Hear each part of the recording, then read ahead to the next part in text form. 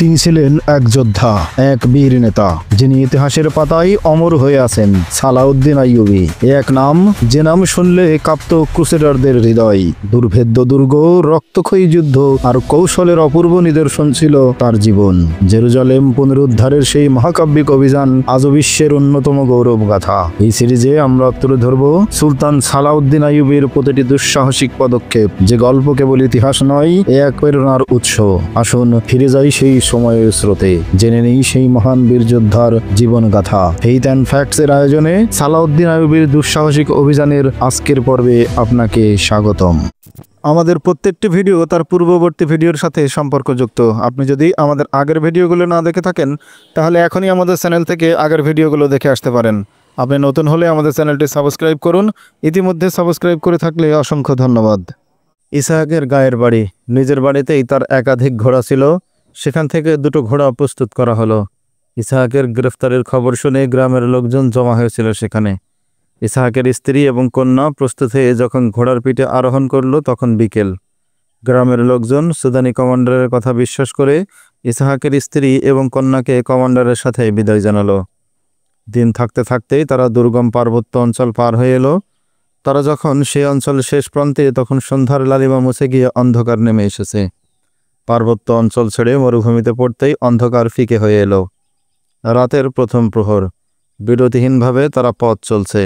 নিঃসঙ্গ মরুভূমিতে ক্ষুদ্র এক কাফেলা, 3 জন মাত্র যাত্রী, তাও আবার 2 জন মেয়ে। ক্ষুদ্র কাফেলা নিয়ে মরুভূমিতে পথ চলা খুবই বিপজ্জনক, কিন্তু সেদিকে কারো কোনো খেয়াল নেই। বালিয়াড়ি মারিয়ে এগিয়ে যাচ্ছে কাফেলা।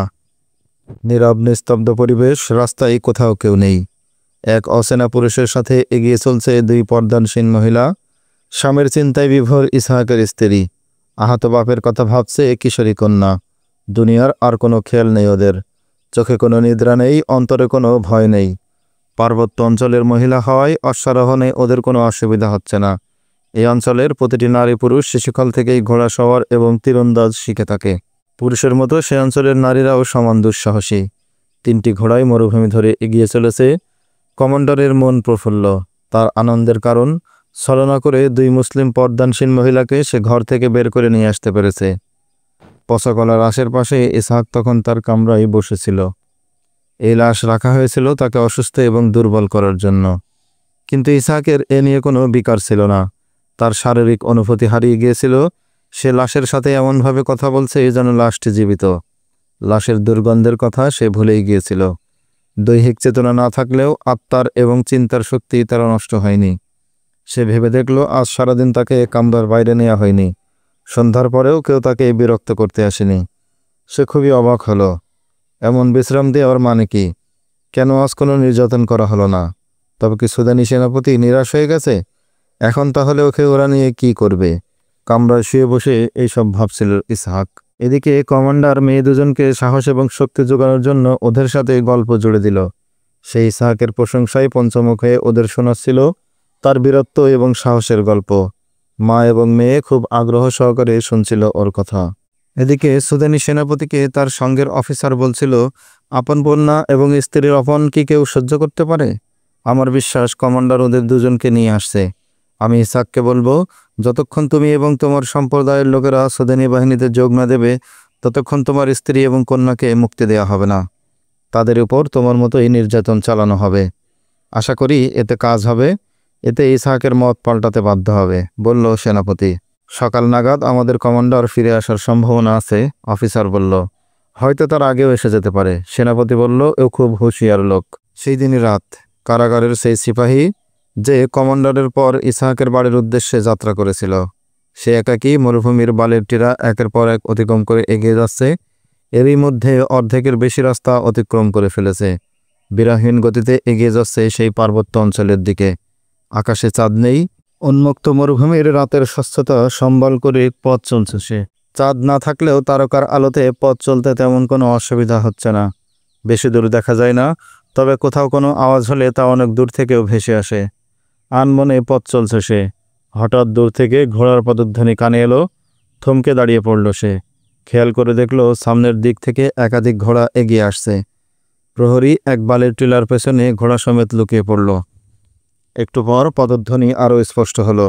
সেই সাথে ভেসে এলো ওদের কথার আওয়াজ। প্রহরী টিলার আড়ালে বসে উৎপতে দেখল 3টি ঘোড়া ধীরে ধীরে তার দিকে এগিয়ে আসছে। সে তলোয়ার হাতে নিল। ওরা আরও খানিকটা এগিয়ে এলো। এখন সে কমান্ডারের কথা স্পষ্ট শুনতে পাচ্ছে। ইসহাকের ব্যাপারেই আলাপ করছে কমান্ডার। কমান্ডারের কণ্ঠ শুনেই প্রহরী চিনতে পারল তাকে। ও তো সেনাপতির পাঠানো কমান্ডার, তাহলে নিশ্চয়ই সাথে দুজন ইসহাকের স্ত্রী এবং কন্যা। প্রহরী ভাবছিল দরবেশের বাড়ি গিয়ে সে ওদের হুঁশিয়ার করবে। কমান্ডার যে এত তাড়াতাড়ি ওদের বের করে নিয়ে আসতে পারবে তা ছিল তার ধারণার বাইরে। সে দুশ্চিন্তায় পড়ে গেল। সংঘর্ষ ছাড়া এদের এখন মুক্ত করার কোনো পথ নেই। কিন্তু মুশকিল হলো, যাদের সে মুক্ত করতে যাচ্ছে তারা জানেই না সে ওদের হিতাকাঙ্ক্ষী। লড়াই শুরু হলে মেয়ে দুজনও তার প্রতিপক্ষে লড়বে, কারণ ওরা পাহাড়ি নারী। লড়াইকে ওরা ভয় পায় না। একা 3 জনের বিরুদ্ধে লড়তে যাওয়া বোকামি। তার উপর পুরুষটি কোনো সাধারণ লোক নয়, একজন চৌকস কমান্ডার। কিন্তু এছাড়া আর যে কোনো গত্যন্তর নেই। সে সিদ্ধান্ত নিয়ে ফেলল, সে লড়বে। নিশ্চয়ই ভাগ্যে তাকে সহায়তা করবে, কারণ সে এক দরবেশ মানুষের পরিবারকে রক্ষা করতে যাচ্ছে। দরবেশের দোয়ার কি কোনো মূল্য নেই? ওরা প্রহরীর একদম কাছে চলে এসেছে। তারার আলোয় সে ওদের ভালো করে লক্ষ্য করল। কমান্ডার ওদের নিয়ে নিশ্চিন্ত মনে এগিয়ে যাচ্ছে। তার মনে কোনো সতর্কতার ভাব নেই। তলোয়ারটি অবহেলায় তার কোমলের সাথে ঝুলছে। মেয়েদের সাথে কোনো তরবার নেই। সারা শরীর এবং মুখ কালো কাপড় দিয়ে ঢাকা। খঞ্জর আছে কিনা সেটাও স্পর্শ বোঝা গেল না। ওরা তাকে অতিক্রম করে চলে গেল। ঘোড়াসহ আড়াল থেকে বেরিয়ে এলো প্রহরী। এক মুহূর্ত ভালো করে দেখে নিল ওদের অবস্থান। তারপর পিছে ধাওয়া করে তীব্র বেগে ঘোড়া ছুটিয়ে দিল। তার অশ্বের পদধ্বনি কমান্ডারকে চমকে দিল। সে থমকে দাঁড়িয়ে তাকালো পিছন ফিরে। সঙ্গে সঙ্গে তলোয়ার বের করে পিছনেও ঘুরল। মুহূর্তে কমান্ডারের কাছে পৌঁছে গেল প্রহরী। তার ঘোড়ায় ছিল তীব্র গতি। ছুটন্ত অবস্থায় ঘোড়ার উপর থেকে কমান্ডারকে এমন জোরে আঘাত করল, ডান হাত কেটে পড়ে গেল কমান্ডারের। ঘোড়া ঘুরিয়ে সে আবার ফিরে এলো কমান্ডারের কাছে। কমান্ডারের তখন আর লড়াই করার ক্ষমতা নেই। সে চিৎকার করে দয়া ভিক্ষা চাইল, কিন্তু প্রহরী তার ঘাড়ে আবারও তলোয়ারের আঘাত করল। ঘোড়ার পিঠ থেকে পড়ে গেল কমান্ডার। সঙ্গের একমাত্র পুরুষ মানুষটি ধরাশয়ী হয়। পর্দাসীন মা এবং মেয়ে ভয়ে জড়সড় হয়ে গেল। ইসহাকের স্ত্রী মেয়েকে ডেকে বলল, পালাও, ডাকাত মনে হচ্ছে। প্রহরী ঘোড়া নিয়ে তাদের পথ আটকে দাঁড়ালো এবং বলল, এখানে কোনো ডাকাতের দল নেই, আমাকে ভয় পেও না। আমি বরং তোমাদেরকে এক ডাকাত এবং প্রতারকের হাত থেকে রক্ষা করলাম। এক বন্দীকে দেখতে গিয়ে তোমরা নিজেরাই বন্দী হয়ে পড়ো, আমি তা চাই না। এখন আর কারাগারে যাওয়ার দরকার নেই। তোমরা তোমাদের গ্রামের বাড়িতে ফিরে যাও। আমাকে যদি ভয়, তাহলে আমি কথা দিচ্ছি আমি তোমাদের সাথে যাচ্ছি না। যতক্ষণ তোমাদের নিরাপদ না মনে করব, ততক্ষণ তোমাদের থেকে নিরাপদ দূরত্ব বজায় রেখে আমি তোমাদের অনুসরণ করব। আরও বলছি, এখানে আর কেউ নেই, আমি একাই তোমাদেরকে এক ভয়ঙ্কর বিপদের হাত থেকে বাঁচাতে ছুটে এসেছিলাম। এই লোক বন্দি দরবেশ ইসহাকের কাছ থেকে স্বীকারোক্তি আদায় করার জন্য তোমাদের অস্ত্র হিসেবে ব্যবহার করতে চেয়েছিল। মা এবং মেয়ে বিস্ময়ে হতবাক হয়ে গেল। কোনটা সত্য আর কোনটা মিথ্যা বুঝতে পারল না। অনেকক্ষণ পর্যন্ত মা মেয়ে ওখানেই স্তব্ধ বিস্ময় নিয়ে দাঁড়িয়ে রইল। শেষে ইসহাকের স্ত্রী বলল, কি বলছেন আপনি? আমরা যে এর কিছুই বুঝতে পারছি না। আসল ব্যাপারটা কি, খুলে বলুন তো। প্রহরী কমান্ডারের ঘোড়ার লাগাম তার ঘোড়ার জিনের সাথে বেঁধে বলল, আগে আপনাদের বাড়ি চলুন, ওখানে গিয়ে সব বলবো। মরুভূমিতে রাত কাটানো নিরাপদ নয়। ওরা ফিরে চলল বাড়ির দিকে।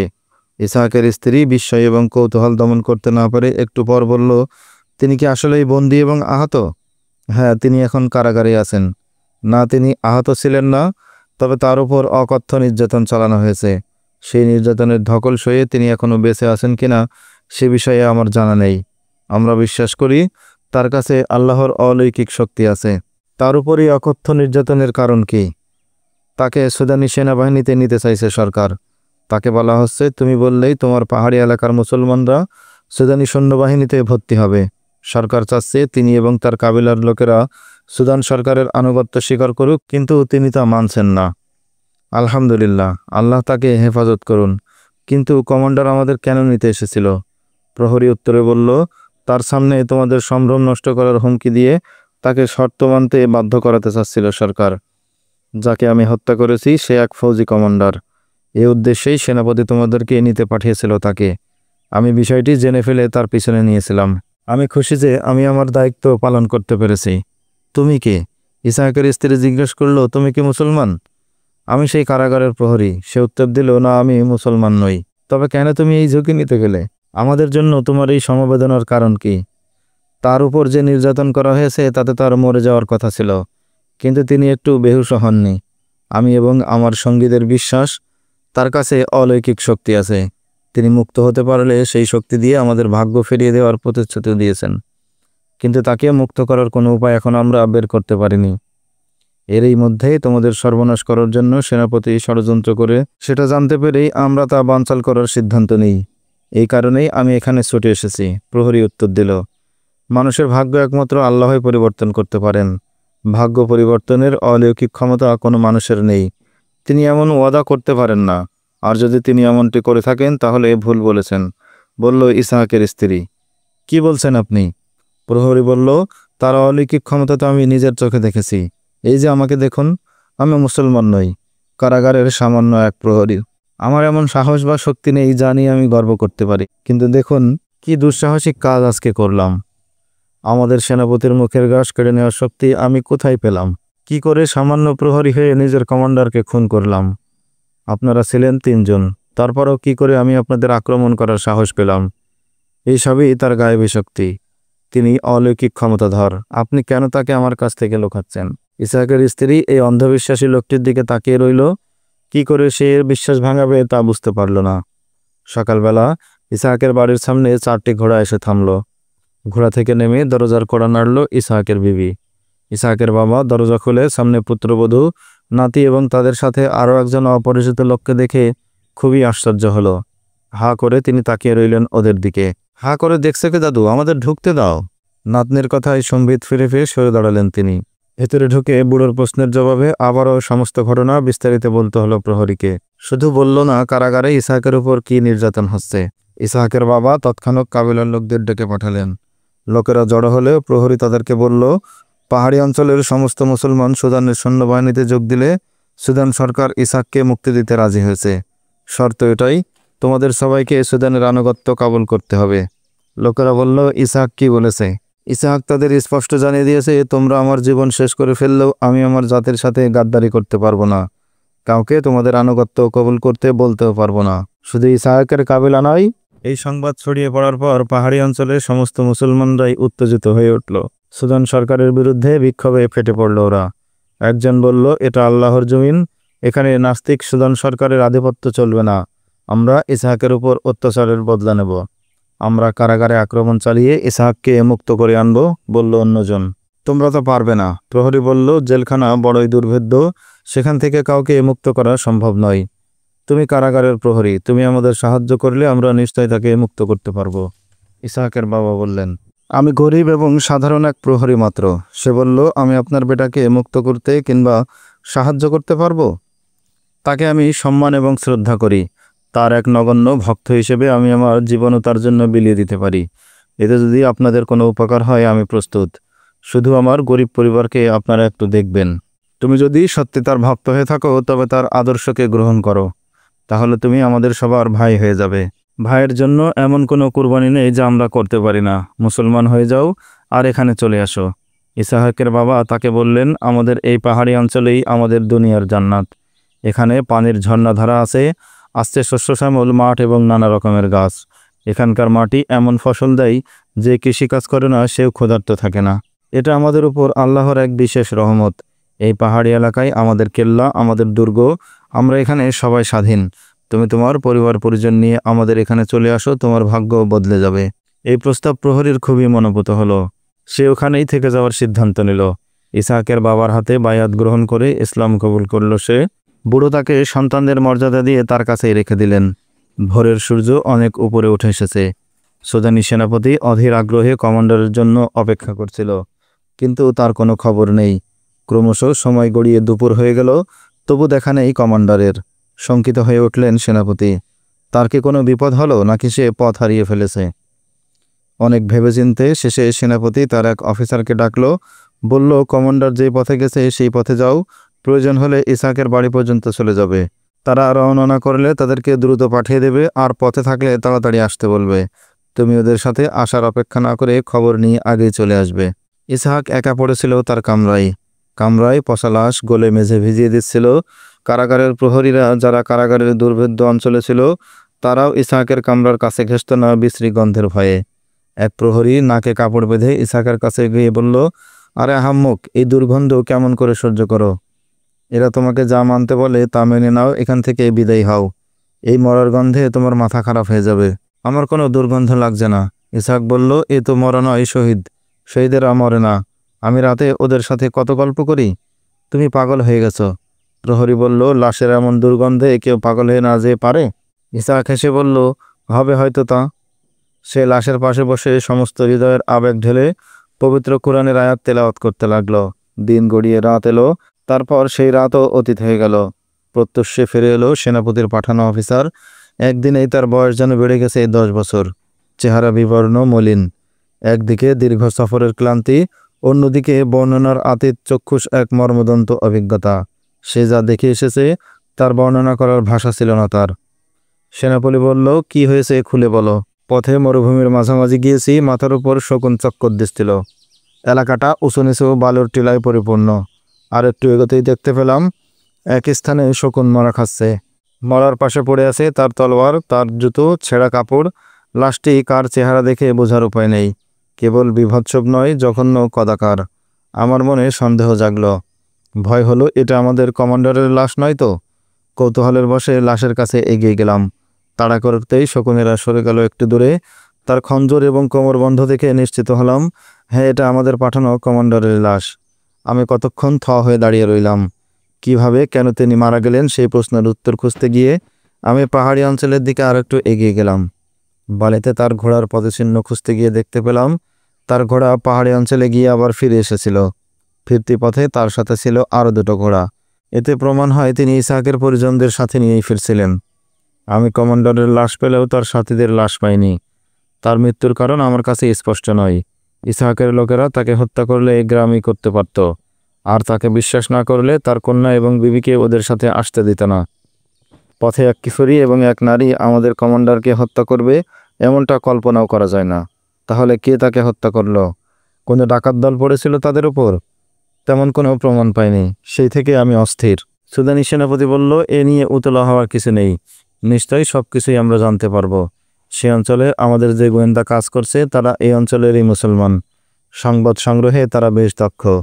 ইসহাক সম্পর্কে বিস্তারিত তথ্য তারাই সরবরাহ করেছিল। সে অঞ্চলে ইসহাকের অসম্ভব প্রভাব প্রতিপত্তির খবর তারাই দিয়েছে। একটু সবর করো, সব খবরই আমরা পেয়ে যাব। হলেও তাই। সন্ধ্যার পর 2 গোয়েন্দা এসে উপস্থিত হলো সেনাপতির কাছে। তারা জানালো, কমান্ডার ইসহাকের মেয়ে এবং স্ত্রীকে নিয়ে ঠিকই রওনা দিয়েছিল।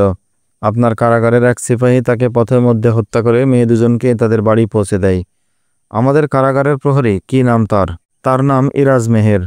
গোয়েন্দা বলল সেনাপতিকে। সেনাপতি সঙ্গে সঙ্গে এই সমস্যা সুদানের সরকারের কাছে তুলে ধরল। সরকার এ নিয়ে পরামর্শ করল তাদের খ্রিস্টান উপদেষ্টাদের সাথে।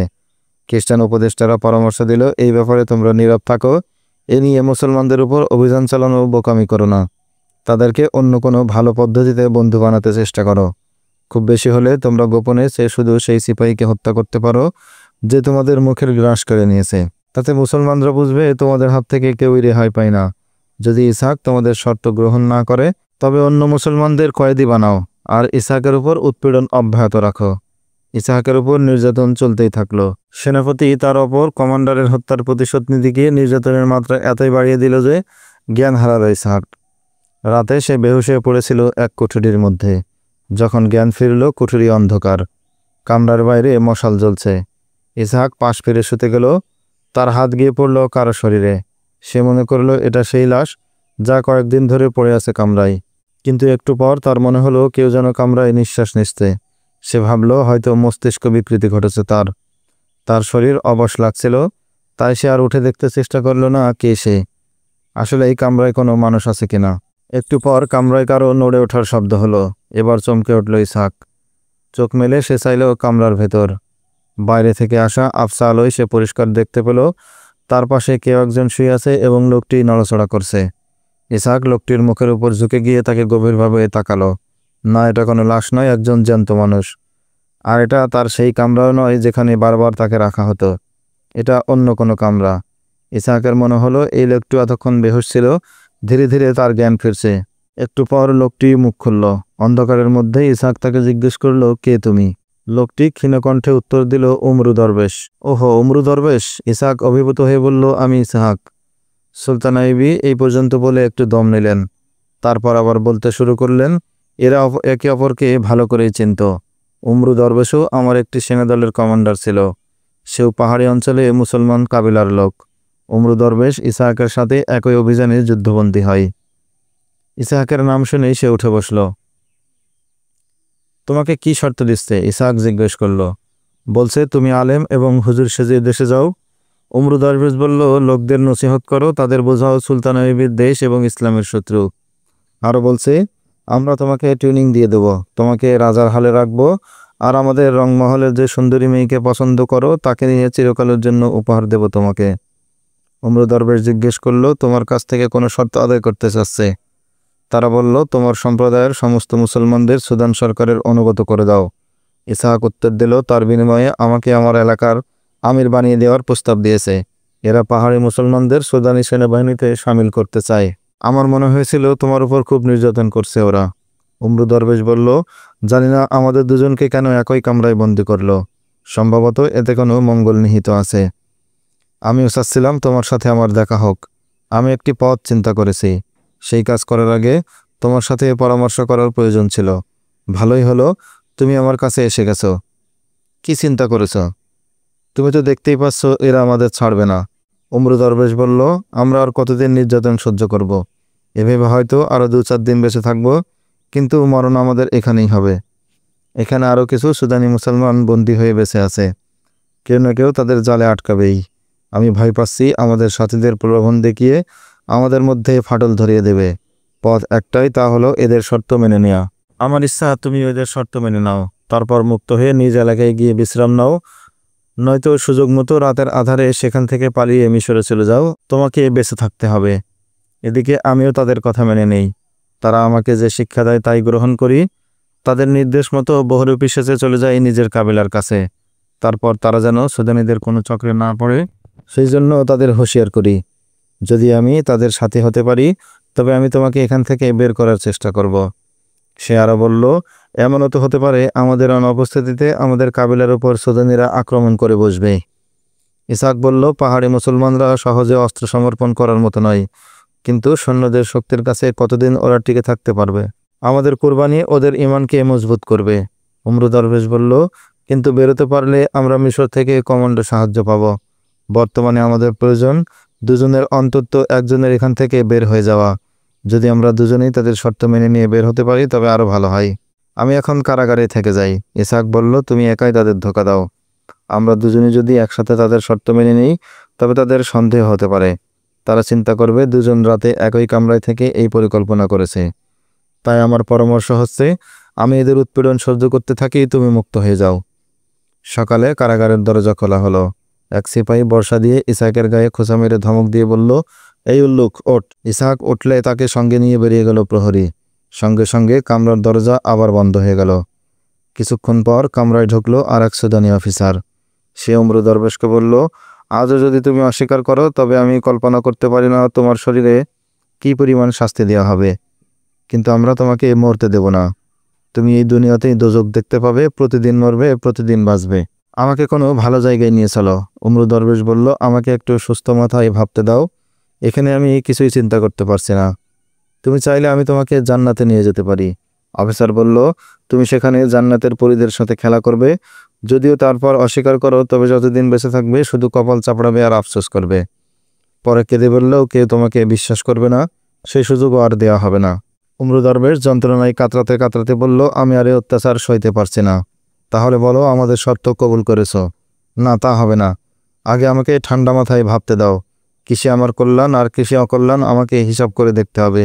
যেদিকের পাল্লা ভারী হবে আমি সেদিকেই যাব।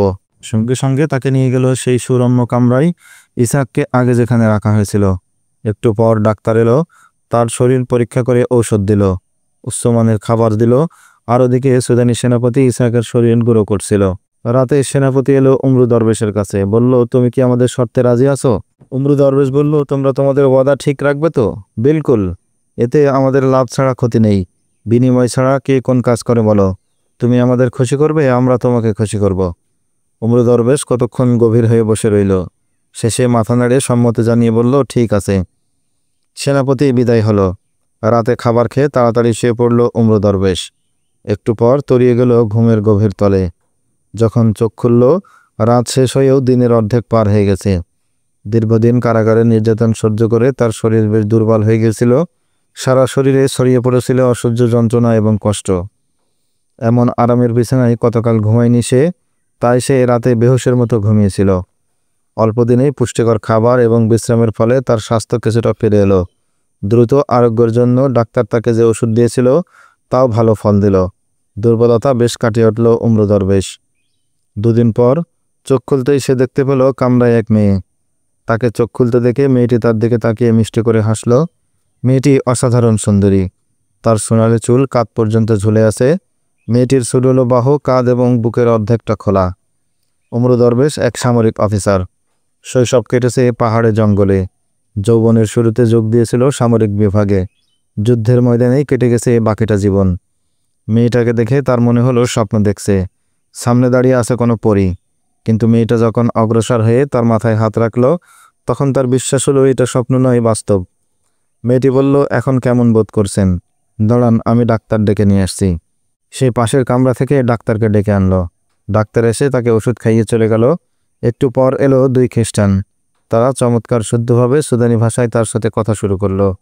এরা এসেছিল উমরু দরবেশকে সেই মিশনের জন্য তৈরি করতে, যার জন্য সুদানিরা এতদিন অপেক্ষা করছিল। আপনি নিজ এলাকায় গিয়ে কখনো কাউকে বলবেন না আপনি কারাগারে ছিলেন। তাদের আপনি বলবেন, মিশর বাহিনী সুদান আক্রমণ ঠিক হয়নি। নেতাদের এই ধরনের আত্মঘাতী সিদ্ধান্তের খেসারত দিতে হচ্ছে নিরীহ সৈনিকদের। নেতাদের ভুলের কারণেই তাদের ভাগ্যে নেমে এসেছে মৃত্যু এবং বন্দিত্ব। মুসলমানদের উচিত সুদানিদের সহযোগিতা করে তাদের বন্ধুত্ব ক্রয় করা, নইলে সুদানিদের হাতে তাদের বরবাদি এবং ধ্বংসের এ ধারা চলতেই থাকবে। খ্রিস্টানরা তাকে আরও উপদেশ দিল, আপনি সবসময় আল্লাহ ভক্ত আলেমদের পোশাকে থাকবেন। দিনভর তসবিহ তাহলিল এবং দোয়া দুরুদ নিয়ে পড়ে থাকবেন। সময় সুযোগ বুঝে মুসলমানদের মনে ঢুকিয়ে দেবেন সুলতান আইয়ুবী এবং মিশর সরকারের বিরুদ্ধে ঘৃণা এবং অবজ্ঞার ভাব। উমরু দরবেশ খুশি মনে তাদের প্রস্তাবে রাজি হয়ে গেল। তৎক্ষণাৎ শুরু হয়ে গেল তার ট্রেনিং এবং রিহার্সাল। সন্ধ্যা পর্যন্ত এই দুই খ্রিস্টান তার সাথে সময় কাটালো। সন্ধ্যায় বিদায় নিল তারা। রাতেও মেয়েরা তার সামনে সুস্বাদু খাবার পরিবেশন করল। খাবারের সাথে পরিবেশন করল শরাব, কিন্তু তিনি শরাব স্পর্শ করলেন না। খাবার পর মেয়েরা এঁটো থালা বাসন গুটিয়ে নিয়ে চলে যেতেই একটি মেয়ে ফিনফিনে পাতলা নাইটি পরে কামরায় প্রবেশ করল। তার চোখ মুখে খেলা করছিল অশ্লীল আবেদন। তুমি কেন এসেছো? উমরু দরবেশ মেয়েটিকে প্রশ্ন করল। আপনার সেবা করতে। মেয়েটি উত্তর দিল, রাতে আপনার যে কোনো প্রয়োজনে আমাকে পাশে পাবেন। তোমার নাম কি? আশি।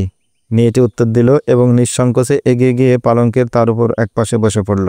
আশি। উমরু দরবেশ বলল, আমার তোমাকে প্রয়োজন নেই, তুমি বরং এখান থেকে চলে যাও। আজ সারা রাত আপনার পাশে থাকার ডিউটি আমার। দায়িত্বে অবহেলা করলে তার জন্য আমাকে জবাবদিহি করতে হবে। আপনার আমাকে প্রয়োজন না হতে পারে, কিন্তু আমার ডিউটিতে আমি অবহেলা করতে পারি না। এরা যে শর্ত মানতে আমাকে এখানে এনেছে আমি তা মেনে নিয়েছি। উমরু দরবেশ বলল, আমাকে বশ করতে এখন আর কোনো রূপের ঝলকের প্রয়োজন নেই। আমি তা জানি। আশি বলল, আপনার সম্পর্কে আমাকে সবই বলা হয়েছে। শর্ত মানার কারণেই আমাকে পুরস্কার হিসেবে পাঠানো হয়েছে আপনার কাছে। আপনি অস্বীকার করলেও কর্তৃপক্ষ জানে, শত্রুরা যখন যুদ্ধের ময়দান থেকে আসে তখন তার প্রাণ মেয়েদের কোমল পরশ পেতে আগ্রহী থাকে। আমি পরাজিত সৈনিক। উমরু দরবেশ বলল, আমার মন এবং প্রাণ মরে গেছে। ঘৃণা ধরে গেছে নিজের প্রতি। আমার দেহ এবং মন দুইয়েরই আজ ফুরিয়ে গেছে সব প্রয়োজন। আমি পরাজিত সৈনিক, স্বাদ আহ্লাদ আমার জন্য নয়। মেয়েটি খিলখিল করে হেসে উঠল, যেন কোনো জল তরঙ্গের বাজনা। বলল, শরাবের দুচাক ঢোক পান করলেই আপনার এই অনুভূতি কেটে যাবে। দূর হয়ে যাবে দেহ এবং মনের সব অবসাদ। আনন্দের সুর শুনতে পাবেন নতুন করে। মেয়েটি বলল, তখন আমার দিকে তাকালে আপনি আমার মধ্যে ফুলের সৌরভ এবং সৌন্দর্য দেখতে পাবেন। আমাকে মাফ করো আশি, আমি এক মুসলমান। উমরু দরবেশ বলল, মুসলমান কোনো মেয়ের সম্ভ্রম নিয়ে খেলা করে না, বরং তাদের সম্ভ্রমের হেফাজত করে। আপনি মুসলমান হিসেবে মেয়েদের সম্ভ্রমের হেফাজতের চিন্তা করতে পারেন, কিন্তু আমি এই মুসলমানও নই, আর আমার সম্ভ্রম বলতে কিছুই নেই। আপনি কিসের হেফাজত করবেন? তুমি মুসলমান না হতে পারো, তোমার নিজের সম্ভ্রম না থাকতে পারে, কিন্তু আমি মুসলমান। আমার ইজ্জতের ভয় আছে, পরকালের ভয় আছে। তুমি সারা রাত আমার পাশে বসে থাকলেও আমাকে তুমি পাথরের মতো নিষ্প্রাণ পাবে। হালাল মেয়ে ছাড়া আমরা কারো দিকে হাত বাড়াই না। কেন, আমি কি তাদের মতো সুন্দরী নই? প্রশ্ন করল আশি। তুমি যেমনই হও না কেন, আমার তাতে কিছুই যায় আসে না। উমরু দরবেশ বলল, হ্যাঁ, তুমি যদি এই জঘন্য জীবন থেকে মুক্ত হও তবে আমি তোমাকে এখান থেকে মুক্ত করে নিয়ে যেতে পারি। তুমি চাইলে কোনো সম্মানিত ঘরে তোমাকে আশ্রয় দিতে পারি। আপনার আগেও একজন এখানে এসেছিল, সে আপনার মতোই কথা বলতো। সেও সুদানি মুসলমান ছিল। আশি বলল, তবে আমি আপনার এই কথা মেনে নিতে পারছি না যে মুসলমান বলে মেয়েদের প্রতি তার কোনো আগ্রহ নেই। আমি মিশরের অনেক মুসলমান দেখেছি, তারা মেয়েদের দেখলে ক্ষুধার্ত পশুর মতো ঝাঁপিয়ে পড়ে। আমি 3জন মিশরি মুসলমানদের কথা বলতে পারি যাদের আমি এই শরাবের বোতল দিয়ে বিশ্বাসঘাতক এবং গাদ্দার বানিয়েছিলাম। তারা কি তবে মুসলমান নয়? তারা বেঈমান। তারা নিজেদের ঈমান বিক্রি করে দিয়েছিল তোমার ফাঁদে পড়ে। উমরু দরবেশ বলল, আশি, আমি ভাবছি তুমি কেমন মা বাবার সন্তান। তারা কি তোমার এই ভূমিকার কথা জানে? জানি না, কে আমার বাবা কে আমার মা সেই কথাও জানি না আমি। তারা এখন কোথায় আছে, বেঁচে আছে না মৃত আছে তাও আমি জানি না। আশি বলল, আপনার আগেও এক ব্যক্তি আমাকে এই প্রশ্ন করেছিল, জানি না তিনি এখন কোথায়। কি নাম ছিল তার? তার নাম ছিল ইসহাক। এই কামরাতেই তার সাথে আমার পরিচয় হয়েছিল। তিনি আমার মা বাবাকে নিয়ে প্রশ্ন করে আমাকে ভীষণ অশান্তিতে ফেলে দিয়েছিলেন। তার আগে এমন প্রশ্ন কেউ কোনোদিন আমাকে করেনি। তার প্রশ্ন শুনে আমি সারা রাত চিন্তা করেছিলাম আমার মা বাবা কারা, কোথায় এবং কেমন ছিল। আমার স্মৃতিতে যেই ছবি ভেসে উঠেছিল তা আমি স্মরণ করতে চাই না। আমি তাদের ভুলে থাকতে চেষ্টা করি, কিন্তু আপনার প্রশ্নে তা আর সম্ভব হয় না। তখন আমার মা বাবার স্মৃতি আবার জীবন্ত হয়ে ওঠে। আমার সব আনন্দ এবং সুখ তখন কোথায় যেন হারিয়ে যায়। উদাসীনতায় ছেয়ে যায় আমার প্রফুল্ল বদন, কষ্টের ভোজ চেপে বসে ঘাড়ে। তোমার কোনো ভাইও বোধহয় ছিল না? কিছুই মনে পড়ে না? আশি বলল, আমি এই রক্তের সম্পর্ক কাকে বলে জানি না। তোমার চোখে ঘুম আসছে, শুয়ে পড়ো। উমরু দরবেশ বলল, না, আমার চোখ আপনি যা দেখছেন তা ঘুম নয়, হতাশার হাহাকার এবং কষ্টের ছোঁয়া, যা মানুষের চোখের আলোকে নিভিয়ে দেয়। আলোর এই নিষ্প্রভতাকেই আপনার মনে হচ্ছে ঘুম। আশি বলল, আমার তো মন চাচ্ছে আপনার সাথে এভাবে সারা রাত গল্প করে কাটাই, কিন্তু আপনি কেন আমার জন্য জেগে থাকবেন? আপনি বরং ঘুমিয়ে পড়ুন। আমি আপনার শান্তিতে ব্যাঘাত সৃষ্টি করতে চাই না। আশি, তোমার মনে আমি কষ্ট দিতে চাইনি। আমার কথায় তুমি কষ্ট পেয়েছো, এই জন্য আমি দুঃখিত। বিশ্বাস করুন, আপনার মতো লোক আমার খুব পছন্দ। আমি যেসব লোকের সাথে সময় কাটাই তাদের আমি ঘৃণা করি, তবু তাদের সামনে আমাকে হাসতে হয়। সেই সুদানি মুসলমান যার কথা আপনাকে একটু আগে বলেছি, তার কথা আমার সারা জীবন মনে থাকবে। এরপর এলেন আপনি। আপনার কথাও আমি চিরদিন সম্মান এবং শ্রদ্ধার সাথে স্মরণ করব। আপনার সামান্য একটু কথা আমার মধ্যে যেন নতুন আবেগ এবং অনুভূতির জন্ম দিয়েছে। আমার মনে হচ্ছে আমিও মানুষ, আমারও প্রাণ আছে। আপনি আমার মনে এই কোন আত্মা জাগিয়ে দিলেন। অন্যরা আমাকে কেবল ভোগের সামগ্রী মনে করে, এতদিন আমি নিজেকে তাই ভাবতাম। আপনি আমার মনে এ কোন সুর সৃষ্টি করলেন। আশি, তুমি তো সেই মানুষ যাকে আল্লাহ তার শ্রেষ্ঠ সৃষ্টি বলেছেন। তোমার এ দেহের মাঝে আছে আত্মা এবং বিবেক। তুমি তোমার বিবেকের কথা শোনো কান পেতে, বুঝতে পারবে তুমি কে। সবাই তোমাকে ভোগের সামগ্রী মনে করে, কিন্তু আল্লাহ তোমাকে যে জ্ঞান এবং বুদ্ধি দিয়েছেন তার কাছে জিজ্ঞেস করো তুমি কে। উমরু দরবেশ বলল, আমি এক মনোরম সুমিষ্ট বিষ। আশি বলল, পাথরকে গলিয়ে মোম করার ট্রেনিং দেওয়া হয়েছে আমাকে। আমি কোনো কোমলমতি সহজ সরল গ্রাম্য মেয়ে নই। আমি অত্যাচারী শাসকের তলোয়ার লোটাতে পারি আমার পদতলে, ধ্যান ভাঙাতে পারি মুনি ঋষির। কিন্তু আপনার কথা শুনে মনে হচ্ছে আমি এখন এমন এক মোম যার কোনো দাহ্য গুণ নেই, সে আর পাথরকে গলাবে কি করে। এটা আমার কথার প্রভাব নয়। উমরু দরবেশ বলল, এটা ঘটেছে তোমার ভেতরে সত্যের প্রতি যে টান আছে সেই টানের কারণে। তোমার বিবেক তোমাকে শাসন করছে। রক্তের বন্ধনের মধ্যে যে উষ্ণতা, সেই উষ্ণতার জন্য হাহাকার জুড়ে দিয়েছে তোমার হৃদয়ে। সম্মোহিতের মতো কথা গিলছিল আশি। কখনো কল্পনার পাখা মেলে হারিয়ে যাচ্ছিল পাহাড়ে জঙ্গলে, কখনো স্বপ্নের তরিতে পাড়ি জমাচ্ছিল সাগর দরিয়া। একজন কথা বলছিল নিজের ভেতর নিমগ্ন হয়ে, অন্যজন আত্মমগ্ন হয়ে শুনছিল তার কথা। রাত গভীর থেকে গভীরতর হচ্ছে। কখন যে ঘুমের ঘরে আচ্ছন্ন হয়ে গেল আশি নিজেই টের পেল না। তার চোখ বন্ধ হয়ে গেল। পালঙ্কের উপর বসেছিল সে, সেখানেই কাত হয়ে পড়ল। সকালে যখন চোখ খুলল দেখল পালঙ্কের উপর শুয়ে আছে সে। উমরু দরবেশ নিচে বিছানা পেতে তখনও ঘুমোচ্ছে। সে উমরু দরবেশকে না জাগিয়ে তার দিকে অপলক চোখে তাকিয়ে রইল। মনের ভেতর অনুভব করল দুরন্ত সাইমুন ঝড়ের অসহ্য দাপাদাপি। গালে হাত দিয়ে তন্ময় হয়ে বসে রইল আশি। একসময় অনুভব করল তার দু চোখ থেকে নেমে এসেছে অশ্রুর দুটি ধারা। সে আশ্চর্য হলো, তার চোখে অশ্রু আছে। জীবনে এত দুঃখ পেয়েছে কই, কখনো তো কান্না পায়নি। সে উমরু দরবেশের পাশে নতজানু হয়ে বসল, তার হাত ধরে তুলে নিয়ে চোখের সাথে লাগালো। উমরু দরবেশের ঘুম ভেঙে গেল। চঞ্চল হয়ে উঠে বসল সে। আশি থমথমে মুখের দিকে তাকিয়ে অবাক হলো। আশি তার হাত ছেড়ে দিল, কিন্তু মুখে কিছু বলল না। সে কথাও বলল না, আমাকে পালঙ্কে শুয়ে আপনি নিচে শোয়া উচিত হয়নি। সে নীরবে কামরা থেকে বেরিয়ে গেল এবং একটু পর অজুর পানি নিয়ে ফিরে এলো। উমর দরবেশ অজু করে ফজরের নামাজে দাঁড়িয়ে গেল। আশি ধীর পদক্ষেপে বেরিয়ে গেল কামরা থেকে। সকালে নাস্তার পরে সুদানি সেনাপতি 2 খ্রিস্টান উপদেষ্টাকে নিয়ে আবার দেখা করল উমর দরবেশের সাথে। উমর দরবেশ তাদের বলল, আমার একটি কথা আপনারা ভালোভাবে শুনে নিন। আমাকে যে কাজের ভার দিয়েছেন সেটা ইসহাকের এলাকা। আমার চেয়ে ওই এলাকায় ইসহাকের অনেক প্রভাব। ইসহাকের সহযোগিতা পেলে সহজেই আপনাদের উদ্দেশ্য সফল করা যাবে। আপনারা ইসহাককে দলে টানার চেষ্টা করুন। এই জন্য হেন চেষ্টা নেই যা আমরা করিনি। লোভ, ভয়, নির্যাতন কোনোটাই বাদ রাখিনি, কিন্তু সে আমাদের প্রস্তাব কিছুতেই গিলছে না, বলল সেনাপতি। আপনাদের সে শত্রু মনে করে, তাই আপনাদের কোনো প্রস্তাব সে কবুল করেনি। সে খুব দৃঢ় চরিত্রের লোক। কোনো রকম নির্যাতন উৎপীড়ন করে তাকে আপনারা বশ করতে পারবেন না। কিন্তু আমি তার শত্রু নই। আমার কথাকে সে নিশ্চয়ই গুরুত্ব দেবে। আমার কথা হচ্ছে, আমি যখন আপনাদের দলে যোগ দিয়ে ফেলেছি তখন তাকেই বা দূরে থাকতে দেব কেন? আমি তার জন্য অন্য ফাঁদ পাতব। দেখা যাক সে ফাঁদ কেটে সে বেরিয়ে যেতে পারে কিনা। সেজন্য আমার প্রস্তাব হচ্ছে, তার উপর আর কোনো নির্যাতন করবেন না। তাকে মুক্ত আলো বাতাসে নিয়ে সুস্থ করে তুলুন। অসহ্য যাতনার কারণে তার মাথা হয়তো বিগড়ে গেছে। এই অবস্থায় কোনো কিছু সে ভালোভাবে চিন্তা করতে পারবে না। তাকে একটু সুস্থ হতে দিন। কারাগার থেকে বের করে ভালো কামরায় রাখুন। সে আমার বন্ধু। একটু সুস্থ হলে পুরনো বন্ধুত্বের রেশ ধরে তার সাথে দেখা করব আমি। আমার বিশ্বাস আপনারা যা পারেননি বন্ধুত্বের দোহাই দিয়ে আমি তা ঠিকই আদায় করে নিতে পারবো।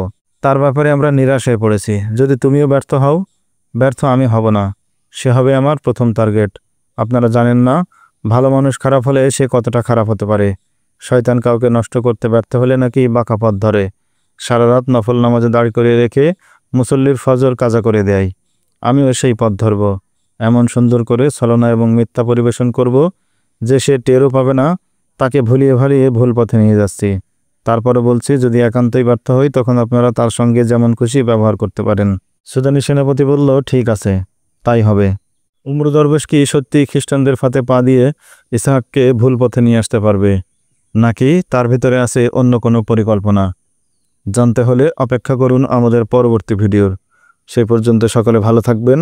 দেখা হবে নতুন ভিডিওতে। আল্লাহ হাফেজ। আসসালামু আলাইকুম আ রহমতুল্লাহ।